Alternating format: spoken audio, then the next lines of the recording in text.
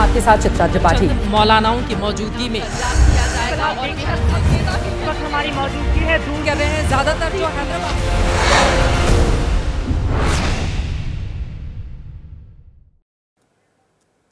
Orient Bell tiles studio से आप देख रहे हैं एबीपी न्यूज। नमस्कार, मैं हूं चित्रा त्रिपाठी और आप देखना शुरू कर चुके हैं जनहित। बड़ी खबर के साथ इस बुलेटिन की शुरुआत हम कर रहे हैं। बड़ी खबर आ रही है श्रीनगर से, जहां पर 227 यात्रियों को लेकर जा रहे विमान की इमरजेंसी लैंडिंग करवाई गई है। श्रीनगर एयरपोर्ट पर फ्लाइट की इमरजेंसी लैंडिंग की खबर सामने आ रही है। दिल्ली से श्रीनगर की फ्लाइट की इमरजेंसी लैंडिंग करवाई गई है। आपको बताते चले, दरअसल खराब मौसम में विमान फंस गया, जिसके बाद पायलट ने सूझबूझ का परिचय दिखाते हुए विमान की लैंडिंग कराई। लेकिन उसके पहले विमान के यात्रियों की क्या हालत हुई थी, इन तस्वीरों को देखकर आप अंदाजा लगा सकते हैं। फ्लाइट में मौजूद किसी व्यक्ति की ओर से मोबाइल में इसको शूट किया गया है। आप देखिए किस तरह से वहां पर चीख पुकार मच गई। एक बार सुनते हैं ऑडियो तेज करके कि जिस समय खराब हुआ मौसम, उसके बाद फ्लाइट के भीतर जो दिल्ली से श्रीनगर जा रही थी, वहां पर किस तरह की अफरा तफरी का माहौल पैदा हो गया।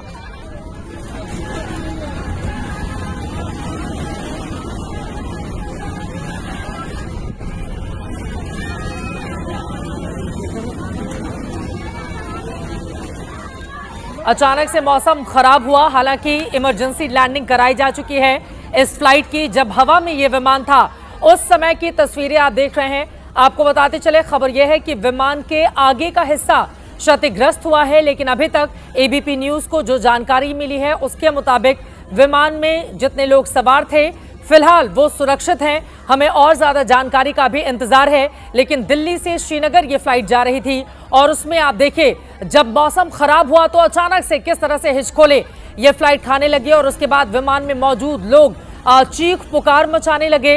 हालांकि पायलट ने पूरी तरह से सूझबूझ का परिचय दिया और फिर इसकी इमरजेंसी लैंडिंग करा दी गई है। विमान के आगे का जो हिस्सा है वो क्षतिग्रस्त हुआ है, इस तरह की जानकारी, इस तरह की खबर सामने आ रही है। एक बार फिर से विमान के भीतर जब टर्बुलेंस की वजह से फ्लाइट की इमरजेंसी लैंडिंग कराई गई, उसके ठीक पहले के हालात क्या थे, जरा ऑडियो भी सुनते हैं।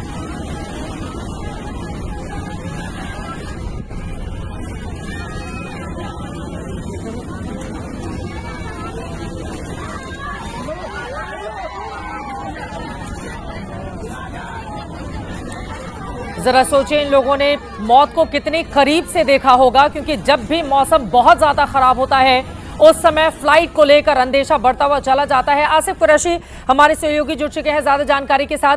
टर्बुलेंस की वजह से फ्लाइट की इमरजेंसी लैंडिंग कराई गई। जब हवा में ये फ्लाइट थी उस समय भीतर की तस्वीरें हम दिखा रहे हैं। अचानक से मौसम खराब होता है और फिर कैसे चीखने लगते हैं जो मुसाफिर इसमें सवार थे।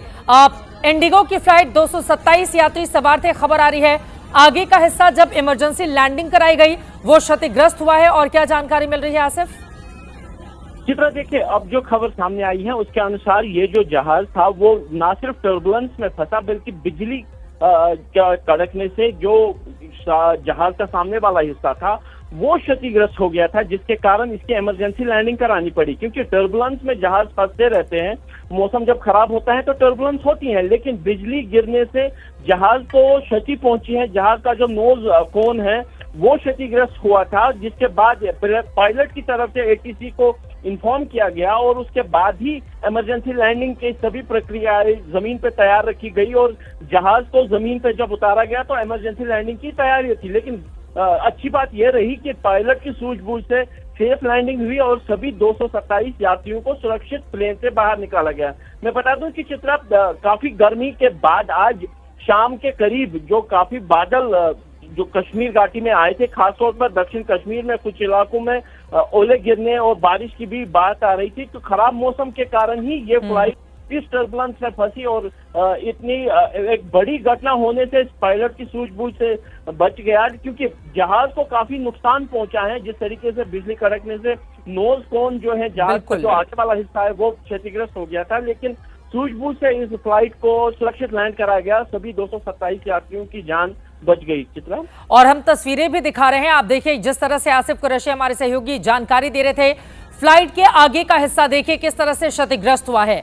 आप अंदाजा लगा सकते हैं कि फ्लाइट को लेकर स्थिति क्या रहती है। बहुत छोटी सी घटना की वजह से भी यात्रियों की मुश्किलें कितनी ज्यादा बढ़ जाती हैं, लेकिन यहां पर पायलट की सूझबूझ की तारीफ करनी होगी। उन्होंने सुरक्षित लैंडिंग करवाई और सभी यात्री सुरक्षित हैं, ये एक अच्छी खबर है। लेकिन उसके ठीक पहले यात्रियों के प्राण किस तरह से सूखे होंगे, इन तस्वीरों को देखकर आसानी से आप अंदाजा लगा सकते हैं। दिल्ली से श्रीनगर की यह फ्लाइट लैंडिंग कर चुकी है और सभी यात्री फिलहाल सुरक्षित बताए जा रहे हैं। और दूसरी बड़ी खबर, दिल्ली एनसीआर में भी मौसम का मिजाज अचानक से बदल गया। दिन में तेज गर्मी पड़ रही थी, लेकिन जैसे ही शाम हुई उसके बाद दिल्ली और एनसीआर में तेज हवाएं चलने लगी और फिर देखते ही देखते जैसे ही थोड़ी रात गहराई यानी कि गहरी शाम, फिर आप देखिए आंधी के साथ ओले गिरे हैं। दिल्ली एनसीआर की तस्वीरें दिखा रहे हैं, बड़े बड़े पेड़ पूरी तरह से धराशायी हो गए। मई की चिलचिलाती गर्मी में झमाझम बारिश से तापमान गिर गया है, लेकिन लोगों को मुश्किलों का सामना करना पड़ा है। अलग अलग जगहों पर होर्डिंग्स का क्या हाल हुआ है, बड़े बड़े कई टन वजनी होर्डिंग का आप हाल देख पा रहे हैं कि उनकी स्थिति क्या बन गई। इन तस्वीरों में जरा सोचिए कि अगर ये होर्डिंग गिरी हुई थी तो फिर जो गाड़ी वहां से गुजर रही थी उसके लिए कितनी मुश्किलें पैदा हो जाती। 3 अलग अलग तस्वीरें आपको दिखा रहे हैं, दिल्ली में किस तरह से बारिश के साथ ओले गिरे हैं, पेड़ और होर्डिंग गिर पड़े, आंधी तूफान के साथ तेज बारिश भी हो रही है। चाहे दिल्ली हो, नोएडा के अलग अलग हिस्से हो, मेरठ में बीच सड़क पर होर्डिंग के गिरने से कई गाड़ियां दबने की खबर निकलकर सामने आ रही है। इस वक्त की बड़ी खबर इन तस्वीरों के साथ आपको दिखा रहे हैं। और ये देखिए किस तरह से एक होर्डिंग के गिरने के बाद कई गाड़ियां क्षतिग्रस्त हो गई हैं। अब हम पूरी उम्मीद कर सकते हैं कि गाड़ियों के भीतर जो लोग मौजूद हों वो सुरक्षित हो, लेकिन इन तस्वीरों को देखकर आप अंदाजा लगा सकते हैं कि जब अचानक से होर्डिंग गिरता है धड़ाम से और उसके नीचे जो गाड़ियां होती हैं उनकी हालत क्या हुई होगी। और ये दिल्ली एनसीआर के अलग अलग इलाकों में कहीं पर बड़े बड़े पेड़ धराशायी हो गए, कहीं पर बड़े बड़े होर्डिंग गिर गए हैं। इन तस्वीरों को देखकर आप अंदाजा लगा सकते हैं कि बिन मौसम बारिश के बाद दिल्ली और एनसीआर के हालात क्या हुए, ओले किस तरह से गिर रहे हैं। ये बड़ा सा पेड़ उखड़कर गिर गया है। इन तस्वीरों को देखकर आप अंदाजा लगाइए। उत्तराखंड में भी कई इलाकों में भारी बारिश हो रही है, कई इलाकों में वहां पर भी ओले गिरे हैं। पहाड़ी इलाकों में अचानक मौसम का मिजाज बदला, बेमौसम बारिश से कई जगहों पर नुकसान की भी खबर सामने आई है। रानीखेत की तस्वीरें इस वक्त हम आपको टीवी स्क्रीन पर दिखा रहे हैं, जहां पर बड़े बड़े ओले गिरे हैं, पेड़ जमीन से उखड़ गए और उसके बाद वहां पर हालात क्या रहे, जिंदगी मानो थम सी गई। तो ये तो बात हुई मौसम के बदले हुए मिजाज की। उम्मीद है कि सभी सुरक्षित होंगे। श्रीनगर से लेकर उत्तर भारत के कई ऐसे हिस्से रहे जहां पर तेज बारिश और ओले गिरने की खबर के बाद जिंदगी थमी सी हुई दिखाई दी। कई हिस्सों में अभी भी बारिश हो रही है, ओले गिरने की भी खबर सामने आ रही है। जैसे और जानकारी मिलेगी एबीपी न्यूज आप तक पहुंचाएगा। खबरों में आगे बढ़ते हुए जनहित में आज की बड़ी खबर आप तक पहुंचाते हैं, जिसका विश्लेषण भी करने वाले हैं। पाकिस्तान के खिलाफ भारत ने एक और स्ट्राइक की है और यह स्ट्राइक है पाकिस्तानी उच्चायोग में काम करने वाले अधिकारी पर। दानिश के बाद अब एक और पाकिस्तानी अधिकारी के कामकाज को संदिग्ध पाया गया। उसे 24 घंटे में भारत छोड़ने का आदेश दिया गया है। बड़ी खबर यह है, पाकिस्तानी उच्चायोग में तैनात इस संदिग्ध शख्स का नाम मुजम्मिल है। भारत सरकार ने 24 घंटे में इसे देश छोड़ने के लिए कह दिया है। मुजम्मिल हुसैन नाम के अधिकारी पर यह कार्रवाई भारत सरकार की ओर से की गई है। तत्काल प्रभाव से भारत छोड़ने के आदेश दिए गए हैं। बताया जा रहा है कि यह उच्चायोग में टेक्निकल स्टाफ है। इसके पहले 13 मई को जासूसी करने के आरोप में दानिश नाम के वीजा अधिकारी को वापस पाकिस्तान भेज दिया गया था। आशीष सिंह हमारे सहयोगी जुड़ चुके हैं ज्यादा जानकारी के साथ। आशीष, संदिग्ध गतिविधियों में इसको लिप्त पाया गया, जिसके बाद भारत सरकार की ओर से कहा गया है कि मुजम्मिल हुसैन तत्काल भारत छोड़े, पाकिस्तान वापस जाए।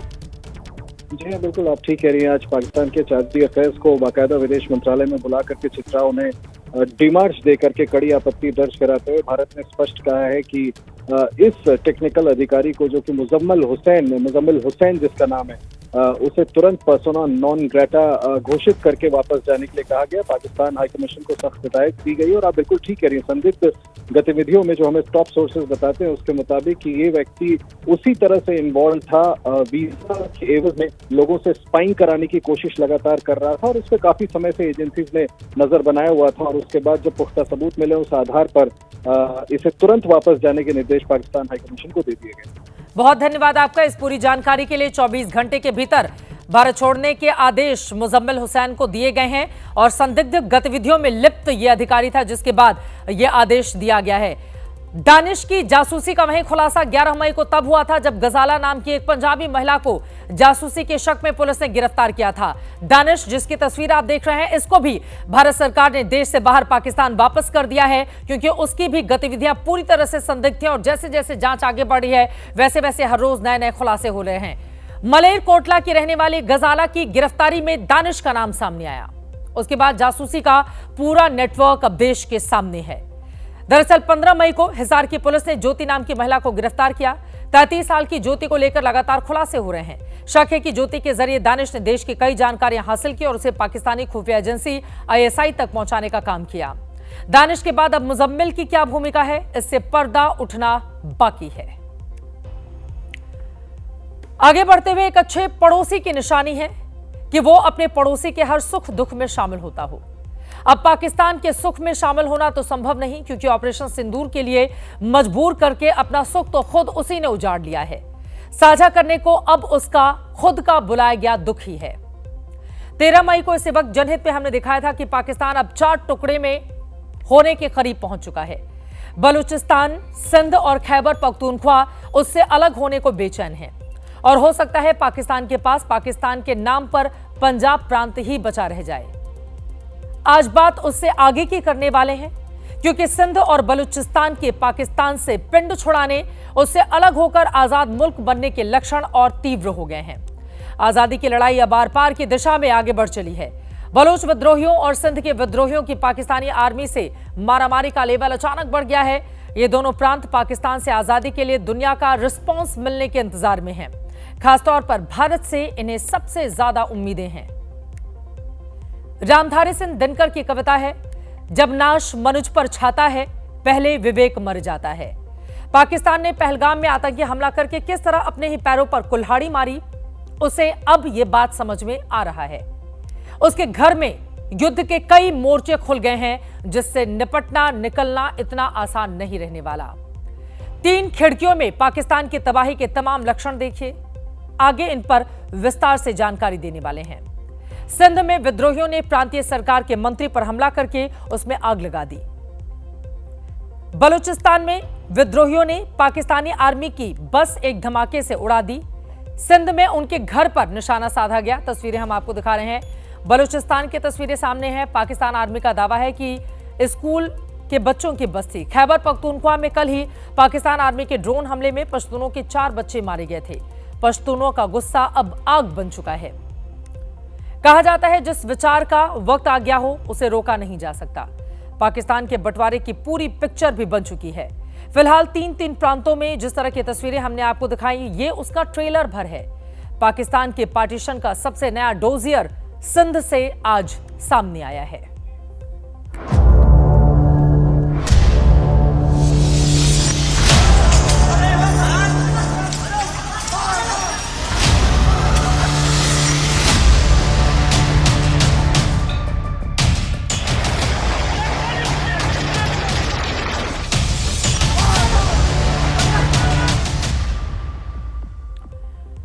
पाकिस्तान का खंड खंड होना तय है। पार्टीशन का ट्रेलर आपने देख लिया।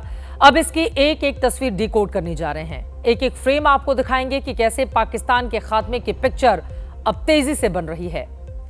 4 तस्वीरें इस वक्त आपकी टीवी स्क्रीन पर हैं। पहली तस्वीर सिंध प्रांत के गृह मंत्री जियाउल हसन लंजर के घर की है।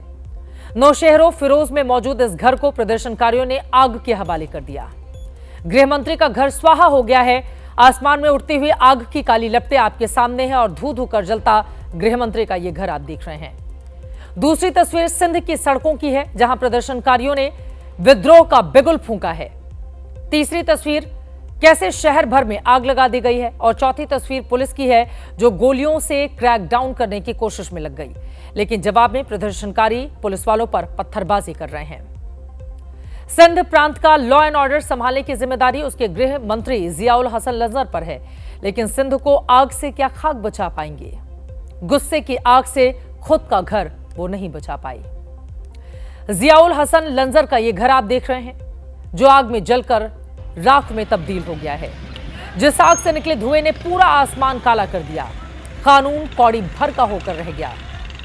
कंधों पर हथियार लिए हुए प्रदर्शनकारी बेखौफ होकर अपनी हुकूमत के घर जला रहे थे। इससे पहले प्रदर्शनकारियों ने गृहमंत्री के घर पर कब्जा करके वहां तबाही मचाई। लाठी डंडे लेकर गृहमंत्री के घर में घुसे और जो भी चीज देखी उसे तोड़ना शुरू कर दिया। बंगले की लाइट्स तोड़ी गई, सारे एसी तोड़े गए, फिर दीवार पर लगी गृहमंत्री की तस्वीर को भी निकालकर जमीन पर फेंक दिया। उसे जूतों से रौंदा गया। गृहमंत्री के घर का हर हिस्सा तोड़कर तहस नहस कर दिया गया। सिंध के गृहमंत्री के घर इस हमले को आने वाले दिनों में पूरे पाकिस्तान की जो हालत होती दिख रही है उसका आप ब्लूप्रिंट समझ सकते हैं। पाकिस्तान का सियासी चरित्र भी देखिए, जहां पर बंदूक का जवाब बंदूक होती है। गृहमंत्री खुद भी हथियारबंद लोगों का झुंड पालकर रखते हैं। यह भी दिखा जब गिरोह रखते हैं, वो भी दिखा जब जियाउल हसन के समर्थकों ने भी प्रदर्शनकारियों को खदेड़ने के लिए, बंदूक का खौफ दिखाने के लिए फायरिंग शुरू कर दी।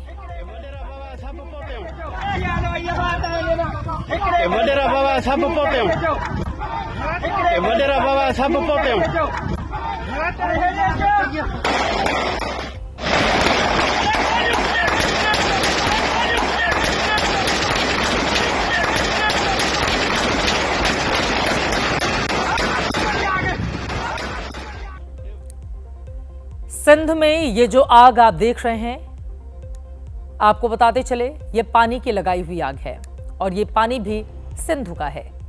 सोचिए, अभी तो भारत ने पूरा पानी रोका भी नहीं। जिस दिन सिंधु का पानी पूरा रोक दिया गया उस दिन पाकिस्तान में किस तरह का त्राहिमाम मचेगा। अब इस सिंध में जो आग भड़क रही है इसकी सिर्फ एक ही वजह है और वो है सिंधु के पानी को पंजाब और सिंध में बांटने को लेकर पाकिस्तान की बेईमानी। पाकिस्तान ने सिंधु नदी से 6 नई नहरें बनाने की घोषणा की थी। ये 6 नहरें पंजाब, बलूचिस्तान और सिंध प्रांत में बनाई जानी हैं।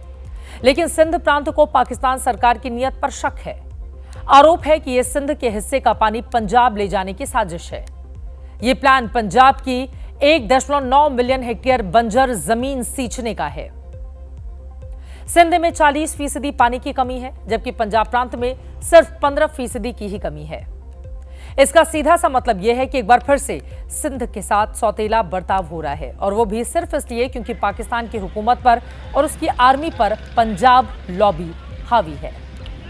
इसी गुस्से में सिंध के विद्रोही कराची से लरकाना तक कोहराम मचा रहे हैं। बिलावल भुट्टो की पीपीपी के नेताओं को भी पीट रहे हैं, जो शहबाज की पंजाब लॉबी के आगे सरेंडर कर चुके हैं। और सिंधु के पानी की जंग के साथ सिंध का वो गुस्सा भी सतह पर आ गया है जो 1947 से ही अंदर सुलग रहा था। 1,41,000 स्क्वायर किलोमीटर का सिंध पाकिस्तान का तीसरा बड़ा प्रांत है। सिंध के टूटने का मतलब है 5,57,00,000 लोगों का अलग हो जाना। सिंध में सिंधी मुस्लिम और मुहाजिर मुसलमान दो सबसे बड़े जातीय समुदाय हैं। सिंधी मुस्लिमों का आरोप है कि बंटवारे के बाद से पंजाब को ज्यादा तवज्जो दी गई। सिंध का आरोप है कि सुविधाओं में उसे हमेशा पंजाब से नीचे रखा गया, उसके साथ सौतेला बर्ताव किया गया। और गैर बराबरी के खिलाफ इस लड़ाई में अब सिंध के विद्रोही और बलूचिस्तान के विद्रोही एक दूसरे के सुर में सुर मिलाकर बोल रहे हैं। अलग सिंधु देश की मांग करने वाला जय सिंध फ्रीडम मूवमेंट सिंधी राष्ट्रवादियों की जेल से रिहाई की मुहिम चला रहा है और इसी में उसने बलूच विद्रोहियों की रिहाई की मांग भी अब जोड़ दी है। कोई भरोसा नहीं कि पाकिस्तान में इस समय शर्तें भी लग रही हों कि पहले सिंध टूटकर अलग होगा या फिर बलूचिस्तान अलग हो जाएगा। बलूचिस्तान में पाकिस्तान से अलग होने की आग 75 साल पुरानी है। आज सुबह बलूचिस्तान के खुजदार शहर में एक बस में धमाके की तस्वीर सामने आई। पाकिस्तान की ओर से दावा किया गया है कि यह बस आर्मी पब्लिक स्कूल की थी, जिसमें स्कूली बच्चों को भी मार गिराया गया है। यह तस्वीर आई जिसमें धमाके से उड़ी हुई एक बस है जो पूरी तरह से तबाह हो चुकी है और बाहर आप देख पा रहे हैं जमीन पर बच्चों के स्कूल बैग किस तरह से बिखरे पड़े हैं। पाकिस्तान सरकार और आर्मी ने आरोप लगाया है कि यह धमाका बलूच लिबरेशन आर्मी यानी कि BLA की ओर से किया गया है। जो भी हो, पाकिस्तान के हालात बद से बदतर किस तरह से होते हुए चले जा रहे हैं, इन तस्वीरों के जरिए आपको समझ में आ गया होगा। वैसे कहा जाता है नकल में भी अकल की जरूरत होती है, लेकिन यह पहले भी दिखा है कि पाकिस्तान का इससे दूर दूर तक कोई संबंध नहीं है। जो स्क्रिप्ट पाकिस्तान बता रहा है उसमें वो खुद ही फंसता हुआ दिखाई दे रहा है। कहा जा रहा है कि BLA ने पाकिस्तान आर्मी को ही निशाना बनाया है। यह स्कूल बैग रखने वाला नाटक पाकिस्तान की आर्मी ने किया है ताकि बलूचों के मूवमेंट को बदनाम कर दिया जाए और दुनिया के सामने उन्हें बच्चों को मारने वाला आतंकी साबित किया जाए। इस वीडियो को लेकर बलूच विद्रोहियों ने भी कुछ तर्क रखे हैं। सबसे दमदार तर्क तो यही है कि अगर धमाके में पूरी तरह से बस तबाह हो गई तो फिर बच्चों के स्कूल बैग कैसे साबुत बच गए? ये कैसे संभव है कि धमाके में पूरी बस राख हो जाए लेकिन स्कूल बैग्स पर एक चिंगारी भी ना लगे? बीएलए का कहना है कि पाकिस्तान आर्मी ने बेइज्जती से बचने का ये नाटक खेला है। सच ये है कि उसने फिर से बुरी तरह मार खाई है। पाकिस्तान ने इस धमाके को लेकर बीएलए के साथ भारत पर भी उंगली उठाई, जिसका भारत की ओर से तत्काल खंडन जारी किया गया। भारतीय विदेश मंत्रालय ने पाकिस्तान के आरोपों को निराधार बताया और इसे आतंकवाद में पाकिस्तान की संलिप्तता से ध्यान भटकाने वाला कदम भी करार दिया है। असल में पाकिस्तानी सेना इस तरह के झूठ रचने में माहिर है। बलूचिस्तान मूवमेंट के खिलाफ झूठ का उसका पुराना रिकॉर्ड है। ऑपरेशन सिंदूर से मुंह की खाने वाले आसिम मुनीर की वर्दी पर उसने कल ही फील्ड मार्शल का तमगा लटकाया है और अब बीएलए के पाकिस्तानी आर्मी पर हमले को स्कूली बच्चों पर हमला बताकर झूठ की ये एक और नई कहानी गढ़ी गई है। बलूच लिबरेशन आर्मी ने इसी हफ्ते जाफर एक्सप्रेस हाईजैक का 35 मिनट का पूरा वीडियो भी जारी किया था। जाफर एक्सप्रेस 11 मार्च को हाईजैक की गई थी, जिसे बलूच आर्मी ने ऑपरेशन दर्राए बोलान 2.0 नाम दिया। टनल में दाखिल होने से पहले धमाकों से ट्रक उड़ा दिया गया था। उसके बाद बीएलए के लड़ाकों ने ट्रेन को खाली कराया। आम लोगों, महिलाओं और बच्चों को कोई नुकसान नहीं पहुंचाया, उन्हें अलग कर दिया गया और उसके बाद पाकिस्तान आर्मी के जवानों को बंधक बना लिया गया था। इस हमले में मैसेज ये था कि बीएलए की दुश्मनी सिर्फ पाकिस्तान की आर्मी से है, औरतों और बच्चों से नहीं है।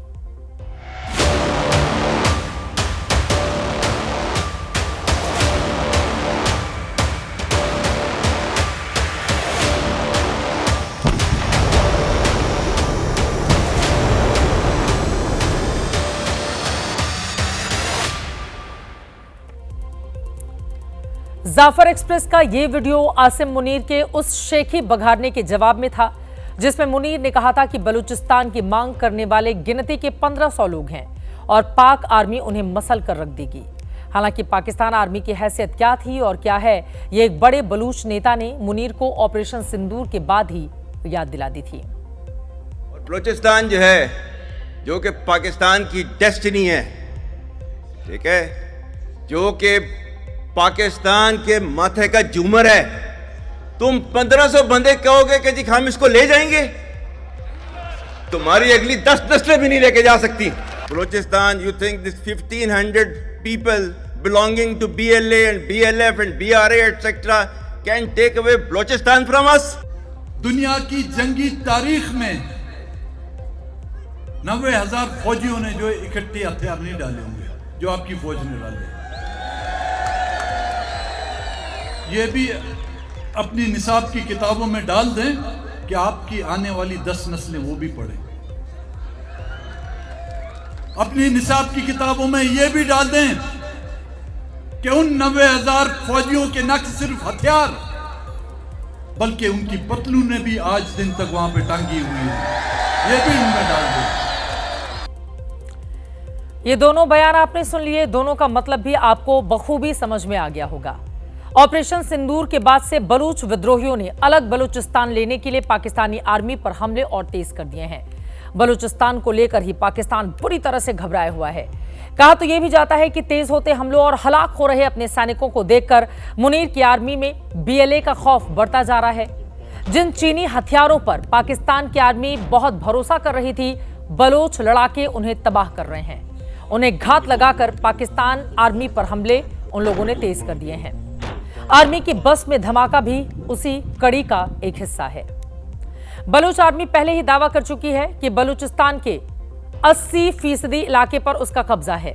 हालांकि पाकिस्तान आर्मी इसे नकार रही है, लेकिन बलूचिस्तान में ये नई बात नहीं है कि बलूच विद्रोहियों के डर से शाम 5 बजे से सुबह 5 बजे तक पाक आर्मी रात में गश्त से बच रही है। बलूच विद्रोहियों का खौफ उसे रात में बाहर निकलने ही नहीं दे रहा। बलूचिस्तान में इस वक्त बस एक ही एजेंडा है, जल्द से जल्द पाकिस्तान से आजादी। इसीलिए हुकूमत के खिलाफ प्रदर्शन और आर्मी पर हमले दोनों ही तेज हो गए हैं। 14 मई को बलूच नेता मीर यार बलूच बलूचिस्तान की आजादी का औपचारिक ऐलान कर चुके हैं। सोशल मीडिया एक्स हैंडल पर लिखा है, तुम मारोगे लेकिन हम निकलेंगे, क्योंकि हम नस्ल बचाने के लिए निकले हैं। आओ दुनिया हमारा साथ दो। बलूचिस्तान के लोग सड़कों पर हैं। यह उनका फैसला है कि बलूचिस्तान अब पाकिस्तान का हिस्सा नहीं है। मीर यार ने खुलकर भारत से बलूचिस्तान राष्ट्र बनाने के लिए सैन्य मदद और मान्यता मांगी है। अपील में लिखा गया है कि हम बलूचों को पाकिस्तान के अपने लोग कहना बंद करें। हम सिर्फ और सिर्फ बलूचिस्तानी हैं, पाकिस्तानी नहीं हैं। पाकिस्तान के अपने लोग सिर्फ पंजाब प्रांत के पंजाबी हैं, वो पंजाबी जिन्होंने नरसंहार नहीं सही, बमबारी नहीं झेली। दुनिया पाकिस्तान से कहे कि वो बलूचिस्तान को खाली करे।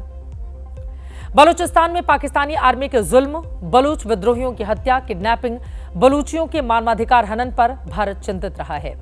पीएम मोदी ने लाल किले से भी इस बात का जिक्र किया था। बलूचिस्तान के लोगों ने, गिलगिट के लोगों ने, पाक ऑक्युपाइड कश्मीर के लोगों ने, वहां के नागरिकों ने जिस प्रकार से मुझे बहुत बहुत धन्यवाद दिया है, जिस प्रकार से मेरा आभार व्यक्त किया है, तो मेरे 125 करोड़ देशवासियों का आनंद।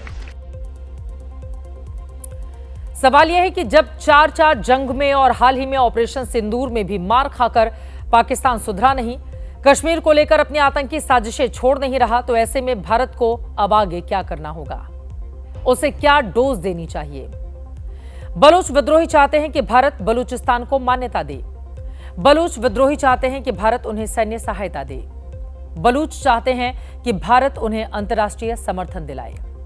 हालांकि सिंध और बलूचिस्तान की पाकिस्तान से आजादी इतनी भी आसान नहीं दिखती जितनी दिखाई देने की कोशिश है। मामला संयुक्त राष्ट्र में जाएगा तो 5 स्थायी देशों में वीटो लगाने के लिए चीन बैठा हुआ है, जिसने बलूचिस्तान में भारी इन्वेस्टमेंट कर रखा है।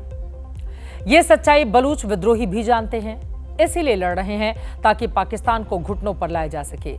और इसीलिए चीन का CPEC कॉरिडोर भी लगातार बलूचों के निशाने पर है।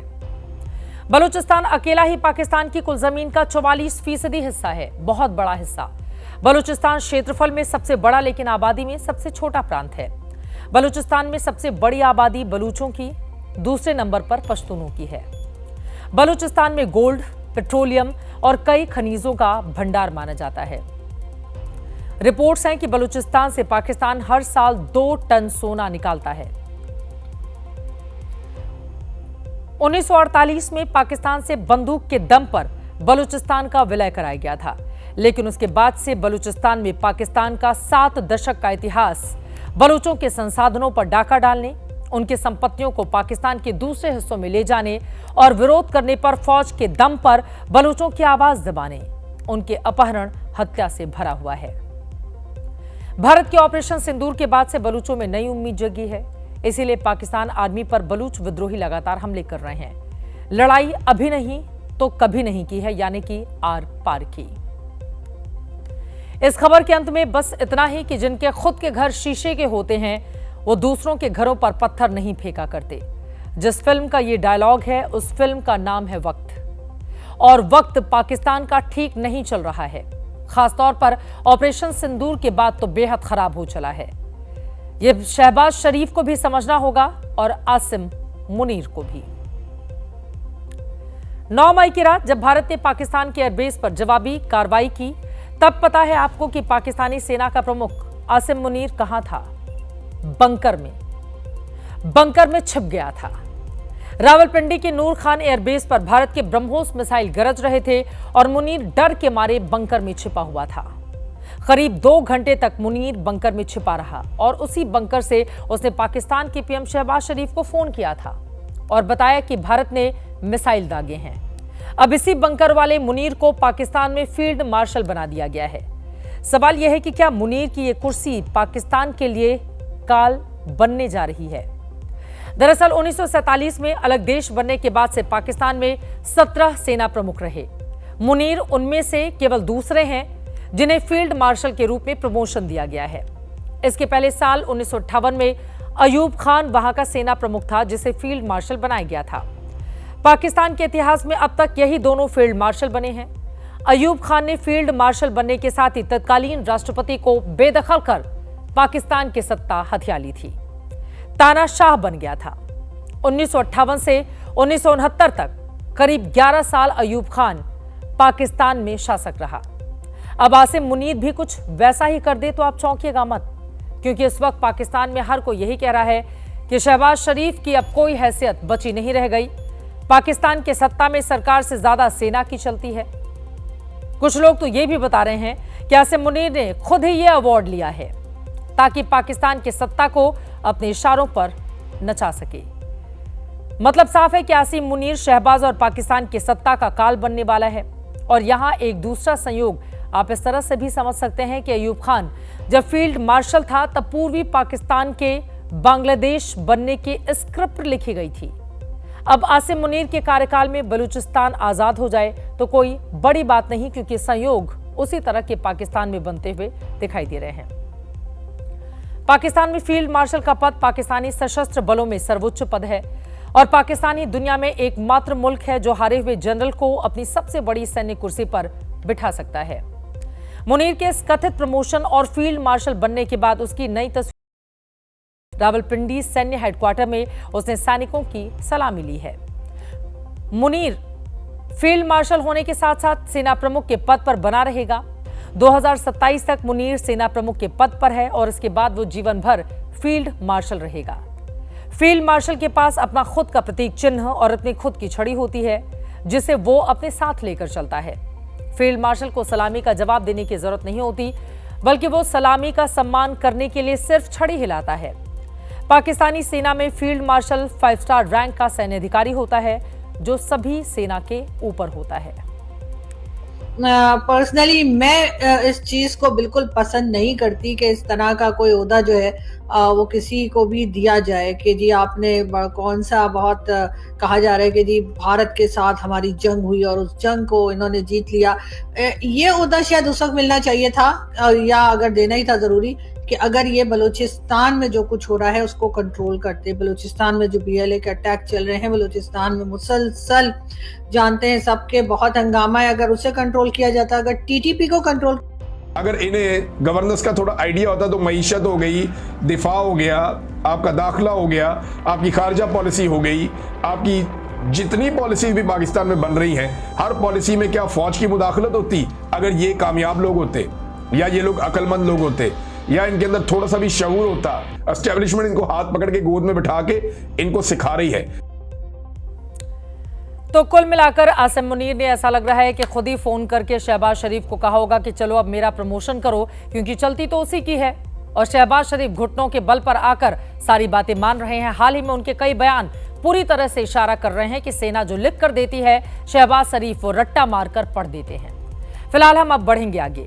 पाकिस्तान में आतंकवाद के खिलाफ ऑपरेशन सिंदूर की कामयाबी के बाद अब भारत ने दुनिया भर में पाकिस्तान को बेनकाब करने का अभियान शुरू कर दिया है। आतंकवाद को पालने पोसने वाले पाकिस्तान के कले खोलने के लिए आज भारत का 9 सदस्यों वाला पहला जत्था 5 देशों की यात्रा पर निकल गया।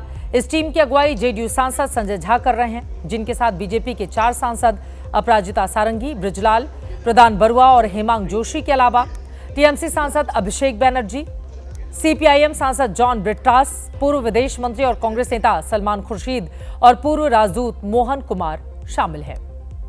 सबसे पहले ये प्रतिनिधिमंडल जापान जाएगा। इसके बाद डेलीगेशन के सदस्य दक्षिण कोरिया, इंडोनेशिया, मलेशिया और सिंगापुर का दौरा करेंगे। और इन 5 देशों को बरसों से पाकिस्तान की ओर से भारत में फैलाए जा रहे आतंकवाद के अलावा पहलगाम अटैक में पाकिस्तान की भूमिका और भारतीय सेना के ऑपरेशन सिंदूर से जुड़े तथ्यों की जानकारी देंगे।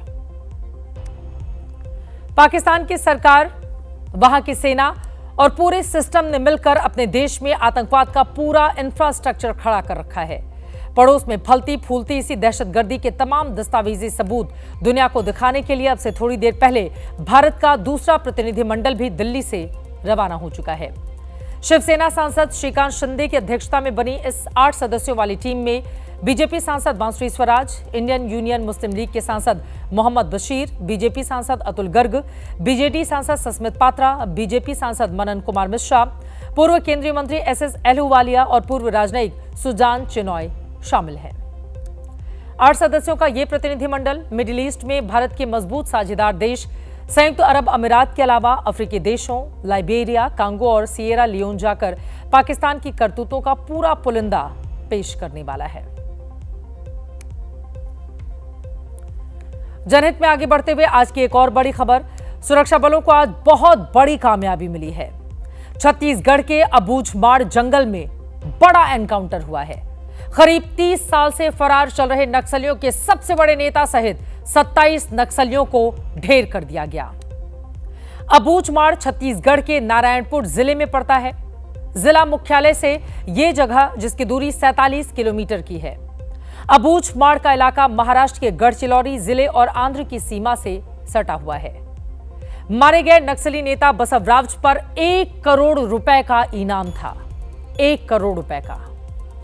दर्जनों नक्सली हमलों में शामिल बसवराज की सालों से तलाश चल रही थी। आज तक कभी भी पुलिस के हाथ वो नहीं आया था। सीधे से डीआरजी के जवानों ने यमलोक पहुंचा दिया। नारायणपुर, दंतेवाड़ा, बीजापुर और कोंडागांव के डीआरजी यानी कि नक्सलियों से लड़ने के लिए बनी डिस्ट्रिक्ट रिजर्व गार्ड के जवानों ने इस ऑपरेशन को अंजाम दिया है। 2000 से ज्यादा जवान जंगल में बताए जा रहे हैं। नक्सलियों के अंत की कथा के बारे में आपको विस्तार से आगे बताएंगे, लेकिन पहले देश को आज इस हमले में उस कुख्यात नक्सली के बारे में जानकारी हम देने जा रहे हैं जो देश की सुरक्षा एजेंसियों को सालों से लगातार चुनौती दे रहा था।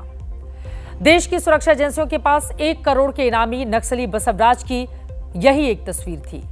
तस्वीर कब की है इसका भी ठीक ठाक कोई अंदाजा नहीं, क्योंकि साल 1985 से ही बसवराज नक्सलियों के अंडरग्राउंड ऑपरेशन को अंजाम देता रहा। 2018 से बसवराज नक्सली संगठन सीपीआई माओवादी का महासचिव था। 1985 में नक्सल बनने के बाद इसने अलग अलग 13 नामों से अपनी पहचान बनाई। पुलिस से बचने के लिए इन अलग अलग नामों का वो लगातार इस्तेमाल करता रहा।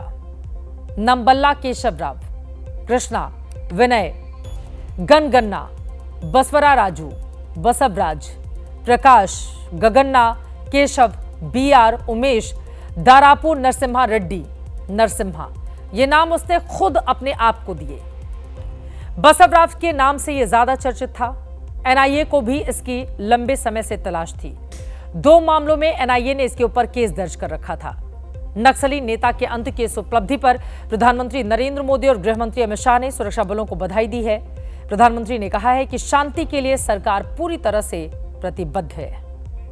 और हमारे जो केंद्रीय गृह मंत्री हैं आदरणीय अमित शाह जी और हमारे माननीय प्रधानमंत्री नरेंद्र मोदी जी, सबका संकल्प है कि आने वाला 31 मार्च 2026 तक पूरे देश से नक्सलवाद को समाप्त करना है। और उस दिशा में हमारे यहाँ के जवान आगे बढ़ रहे हैं। जनरल सेक्रेटरी है, उसका नाम है बसवराजू राव, ऐसा नाम है। तो उसको भी मार गिराने में हमारे जवान कामयाब हुए हैं। बसवराज की मौत का मतलब है नक्सलियों की जड़ पर वार। नक्सलियों की जड़ से सफाई की जो डेडलाइन सरकार ने तय कर रखी है, उस डेडलाइन की तरफ बढ़ता हुआ ये बहुत बड़ा कदम है। बसवराज का मारा जाना नक्सलियों के मूवमेंट को सबसे बड़ा झटका है। जिस अबूझमाड़ के जंगल में बसवराज मारा गया, वो जंगल नक्सलियों का सेफ हाउस माना जाता है। अबूझमाड़ के जंगल में 40,000 की आबादी रहती है। बताया जाता है कि बसवराज नक्सलियों के दक्षिणी और उत्तरी कमांड के बीच की कड़ी का काम करता था। बसवराज वारंगल के रीजनल इंजीनियरिंग कॉलेज से पढ़ाई कर चुका था। पढ़ाई के दौरान ये छात्र राजनीति में सक्रिय था। इंजीनियरिंग कॉलेज में छात्र संघ का अध्यक्ष भी रह चुका था। तब तक ये नंबल्ला केशवराव के नाम से जाना जाता था। 1985 में नक्सली संगठन पीपुल्स वॉर ग्रुप से जुड़ने के बाद अंडरग्राउंड हो गया। बताया जाता है कि बसवराज नक्सलियों का सिर्फ वैचारिक प्रमुख ही नहीं था, बल्कि ये सुरक्षा बलों से लड़ाई का भी नेतृत्व करता था। अब माना यह जा रहा है कि इसकी मौत के बाद संगठन में कोई ऐसा बचा नहीं है जो इस नक्सली आंदोलन को चला पाए, आगे लेकर जा पाए।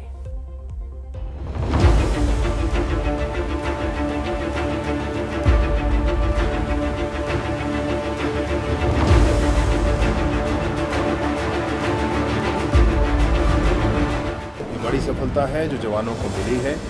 बस्तर के जन जन अब ये चाहते हैं कि बस्तर से लाल आतंक समाप्त होना चाहिए।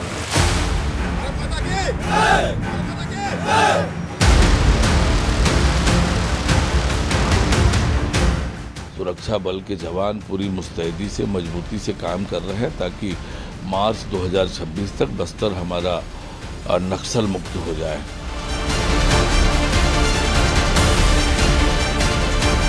नक्सल ऑपरेशन में जो सफलता मिली उसके लिए सभी जवानों को बधाई। एक जवान जो शहीद हुआ है उसके प्रति संवेदना।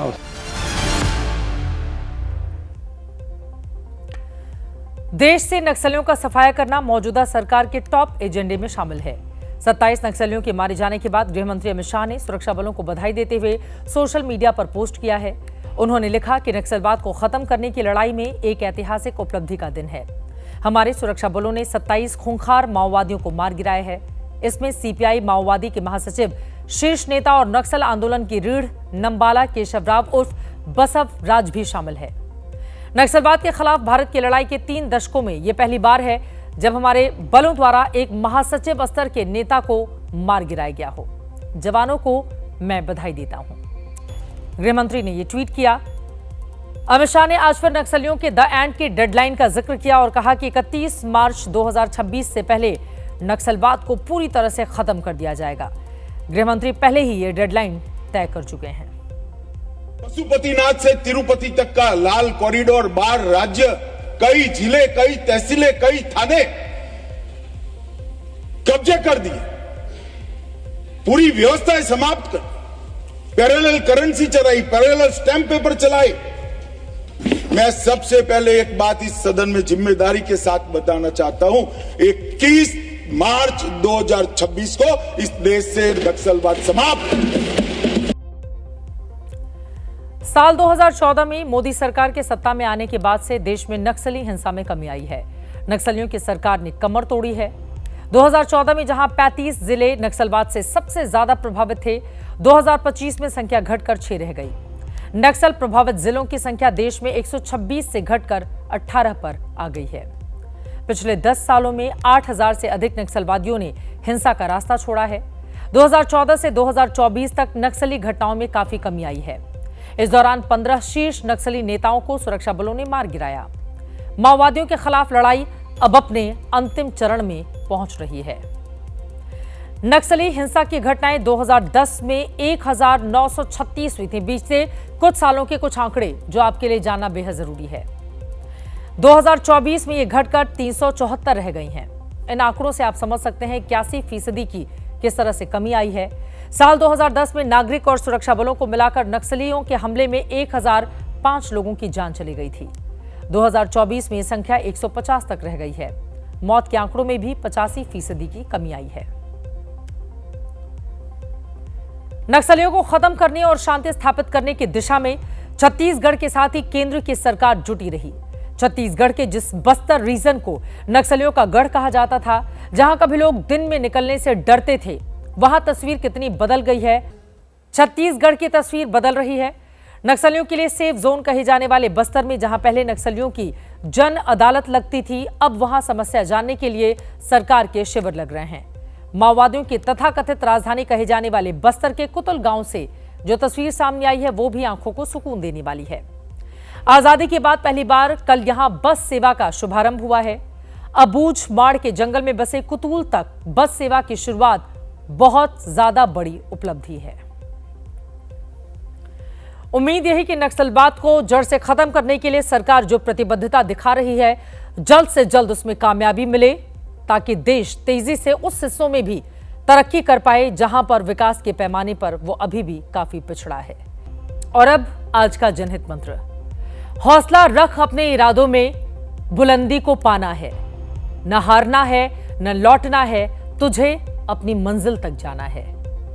रास्ते चाहे जितने भी जटिल हों, लेकिन निगाहें सिर्फ लक्ष्य पर रहनी चाहिए, तभी आप मंजिल पर आसानी से पहुंच सकते हैं। इसी के साथ जनहित में आज के लिए बस इतना ही।